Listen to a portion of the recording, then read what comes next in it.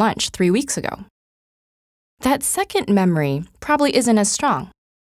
But why not? Why do we remember some things and not others? And why do memories eventually fade? Let's look at how memories form in the first place. When you experience something, like dialing a phone number, the experience is converted into a pulse of electrical energy that zips along a network of neurons. Information first lands in short-term memory, where it's available from anywhere from a few seconds to a couple of minutes. It's then transferred to long-term memory through areas such as the hippocampus and finally to several storage regions across the brain. Neurons throughout the brain communicate at dedicated sites called synapses using specialized neurotransmitters. If two neurons communicate repeatedly, a remarkable thing happens. The efficiency of communication between them increases. This process, called long-term potentiation, is considered to be a mechanism by which memories are stored long-term. But how do some memories get lost? Age is one factor. As we get older, synapses begin to falter and weaken, affecting how easily we can retrieve memories.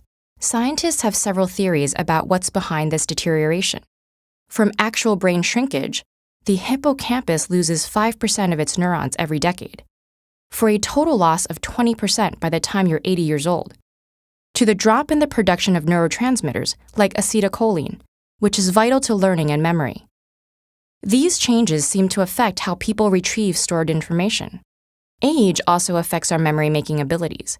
Memories are encoded most strongly when we're paying attention, when we're deeply engaged, and when information is meaningful to us. Mental and physical health problems, which tend to increase as we age, interfere with our ability to pay attention and thus act as memory thieves.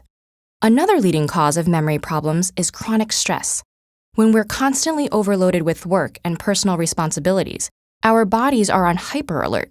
This response has evolved from the physiological mechanism designed to make sure we can survive any crisis.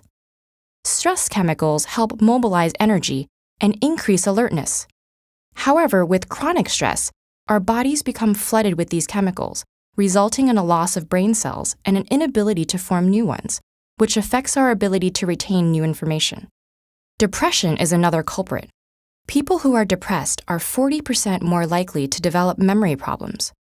Low levels of serotonin, a neurotransmitter connected to arousal, may make depressed individuals less attentive to new information. Dwelling on sad events in the past, another symptom of depression, makes it difficult to pay attention to the present, affecting the ability to store short-term memories. Isolation, which is tied to depression, is another memory thief. A study by the Harvard School of Public Health found that older people with high levels of social integration had a slower rate of memory decline over a 6-year period. The exact reason remains unclear, but experts suspect that social interaction gives our brain a mental workout. Just like muscle strength, we have to use our brain or risk losing it. Impairment and diagnose the cause. Dr. Wright says it's good to have a family member or friend with you to answer some questions based on their observations.